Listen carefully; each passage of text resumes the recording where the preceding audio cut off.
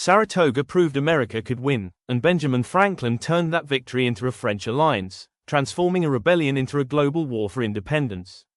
Welcome to Oliver's History Project, where you'll learn the exciting true history in the novel, The Unlikely Life of Oliver Atkinson. By 1777, the American cause was fragile.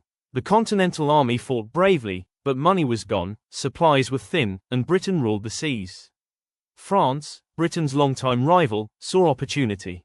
A successful American rebellion could weaken British power worldwide. When Americans defeated Britain at Saratoga, France believed the rebellion could win, and formally recognized the United States. France poured in loans, weapons, uniforms, and gunpowder, keeping the Continental Army alive when collapse seemed inevitable. French troops landed under General Jean-Baptiste Donation de Vimour, Comte de Rochambeau, fighting alongside Americans as disciplined, experienced allies. France's navy proved decisive, blocking British escape and reinforcements, especially under Admiral de Grasse. At Yorktown, French troops and ships trapped Cornwallis, while American forces closed in, forcing Britain's surrender, with the help of Rochambeau. Without France, its money, army, and navy, American independence may never have happened. The revolution was won together,